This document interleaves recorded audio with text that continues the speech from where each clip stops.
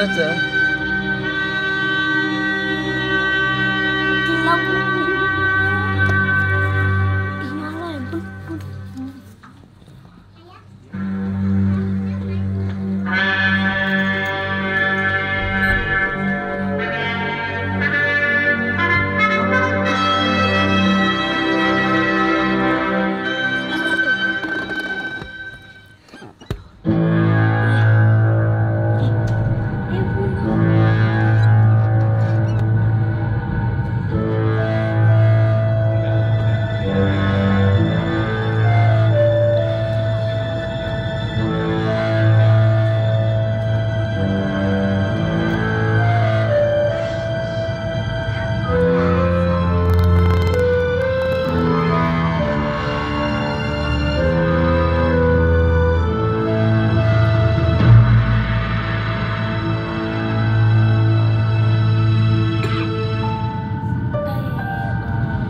Merapi adalah sebuah misteri keagungan alam.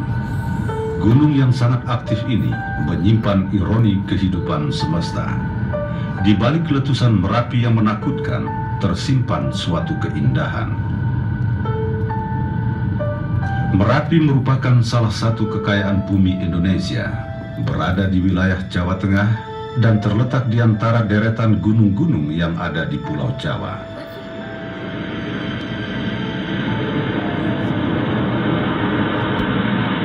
Terbentuknya Merapi disebabkan oleh terjadinya tumbukan antara lempeng Samudra Hindia dengan lempeng benua Asia yang berlangsung sejak jutaan tahun yang lalu. Tumbukan ini memunculkan deretan gunung-gunung di Pulau Sumatera, Jawa, sampai Nusa Tenggara.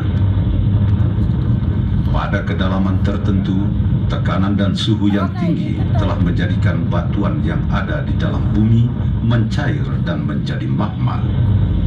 Magma ini cenderung bergerak ke atas dan dengan tekanan yang tinggi akan mencari tempat-tempat yang lemah, lalu keluar ke permukaan sebagai sebuah erupsi gunung api.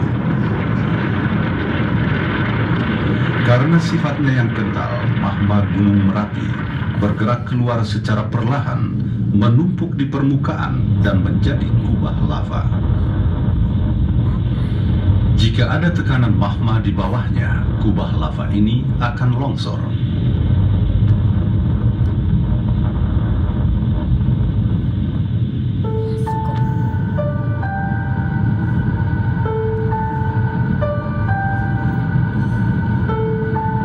Karena suhu yang tinggi, longsoran kubah lava ini akan membentuk awan panas. Masyarakat lokal sering menyebutnya wedus gembel. Misteri selalu mengundang orang untuk datang dan membuka tabir rahasianya.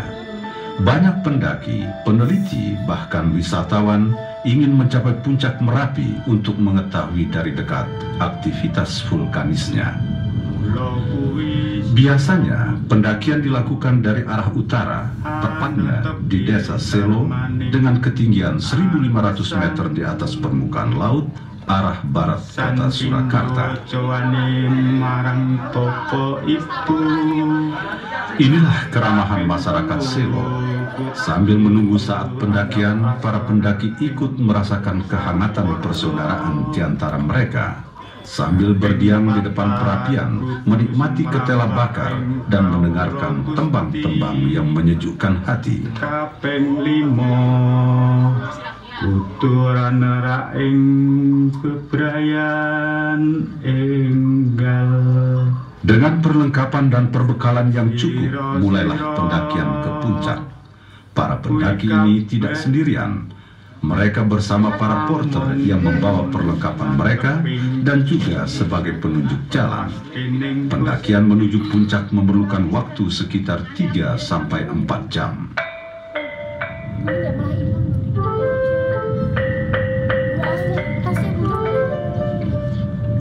Pendakian biasanya dilakukan pada malam hari, supaya saat sampai di puncak, para pendaki bisa menyaksikan matahari terbit.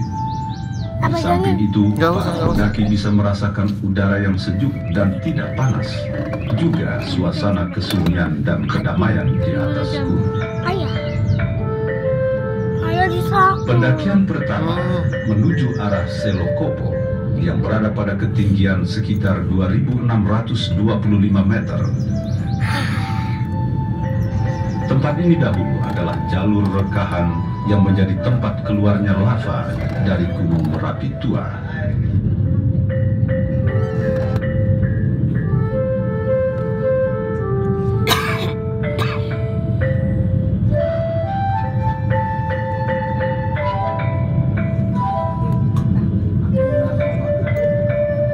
Dari sini para pendaki bisa melihat pemandangan yang indah di sekitarnya.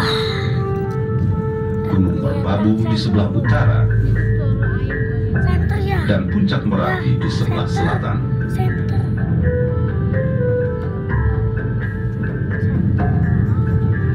Perjalanan selanjutnya menuju Gunung Gajah Mungkur yang diperkirakan sebagai pusat keluarnya lava pada periode Merapi tua.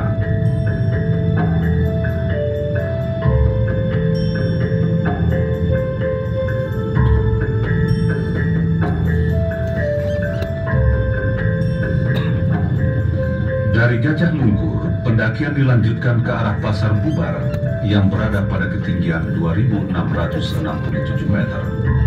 Daerah bekas kawah yang berupa dataran ini terbentuk sekitar 2000 tahun yang lalu dan berasal dari letusan Merapi tua. Di dataran Pasar Bubar ini, para pendaki bisa berkemah.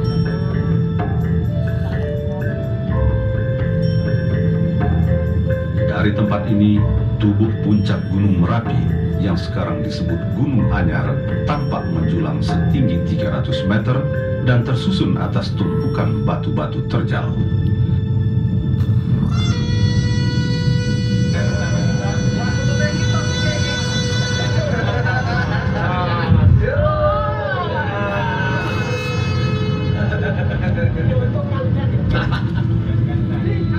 Dari Pasar Bubar ini, mulailah pendakian menuju puncak Merapi. Batuan lepas dan terjal menjadikan bagian ini sebagai tahap pendakian yang paling berat menuju puncak Merapi.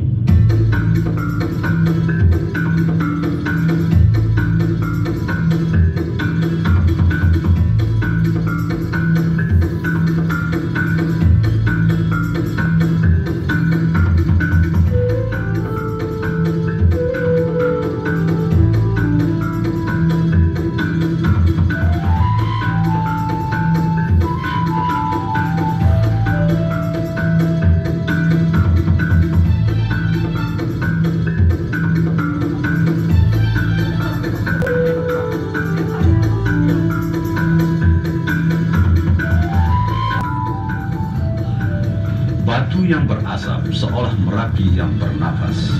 Pemandangan gas fumarol ini akan disaksikan para pendaki dalam perjalanan menuju puncak.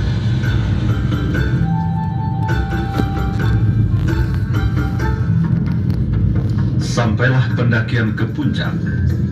Di sini para pendaki bisa menyaksikan puncak yang tertinggi, yaitu Puncak Garuda dengan ketinggian 2.948 meter. Dan juga menara stasiun meteorologi.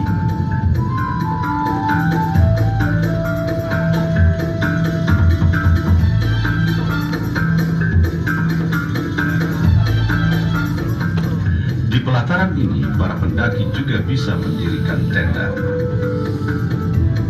Dari puncak ini, para pendaki bisa menyaksikan pemandangan yang indah, Gunung Merbabu di sebelah utara, dan juga Gunung Sumbing dan Sindoro yang tampak di kejauhan.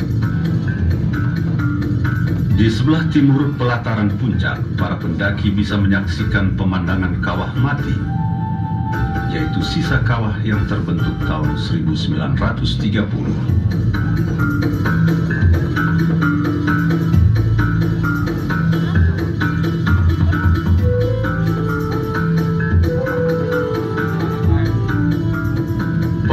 Gunung Merapi memberi nama beberapa tempat di puncak Merapi berdasarkan angka tahun setelah terjadinya suatu letusan. Misalnya, pelataran 56 ini terbentuk karena lava letusan Merapi tahun 1956.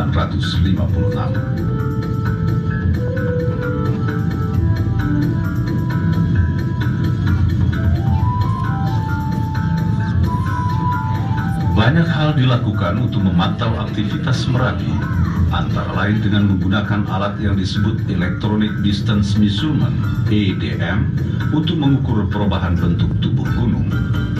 EDM akan memberikan data perubahan jarak yang terjadi akibat aktivitas vulkanik.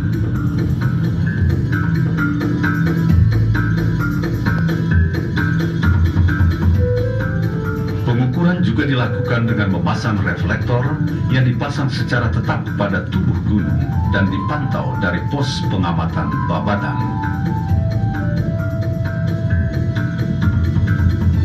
Jika terjadi penambahan jarak, berarti ada penyusutan tubuh gunung. Sebaliknya, bila terjadi pemendekan jarak, berarti ada penggembungan tubuh gunung. Dan gejala ini menunjukkan peningkatan aktivitas Gunung Merapi. Di sebelah tenggara puncak Merapi, para pendaki bisa menyaksikan pemandangan Kawah Woro, di mana terdapat banyak lubang solfatara dengan ciri endapan berwarna kuning pada bagian permukaannya dan bau gas belerang yang pekat.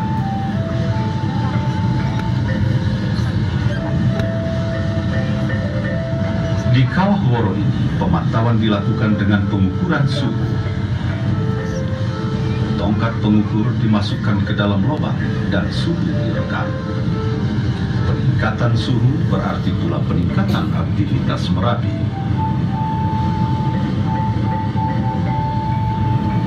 Selain pengukuran suhu, gas vulkanik juga selalu dipantau dengan setiap saat mengambil sampel gas vulkanik. Perubahan aktivitas vulkanis Gunung Merapi akan mempengaruhi komposisi gas tersebut.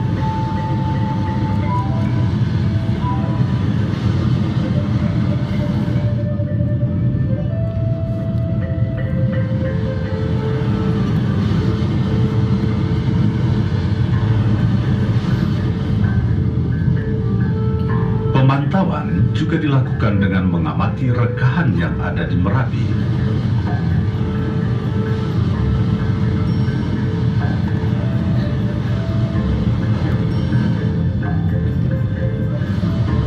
Jika pola rekahan ini semakin terbuka dan berkembang, ini menjadi salah satu tanda peningkatan aktivitas Merapi.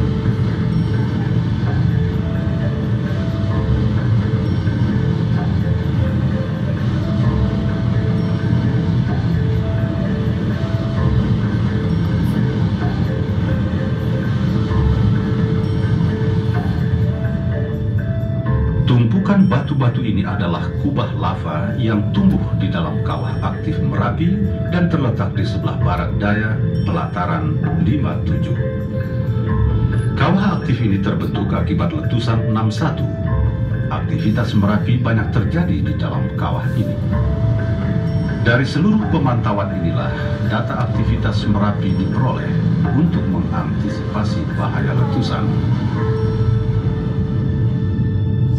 Merapi memiliki dua jenis letusan, yaitu letusan vertikal yang mengarah ke atas atau sering disebut letusan vulkanian, dan letusan tipe Merapi yang menghasilkan awan panas atau dikenal oleh masyarakat sekitar Merapi dengan sebutan wedus gembel.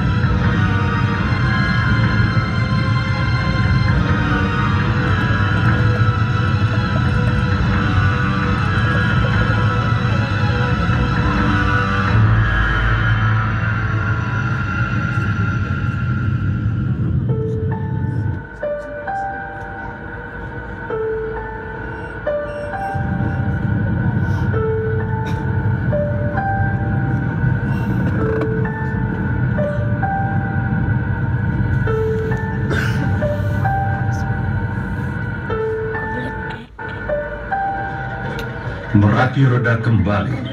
Kehidupan masyarakat sekitar Merapi berjalan seperti biasa lagi. Hah? Ya nanti. Cepetlah.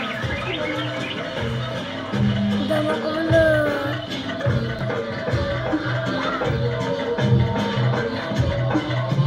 Tak kumplong. Sabar ya. Malah udah kebelet bangun ya. Nafas Merapi adalah nafas kehidupan bagi masyarakat sekitar Merapi.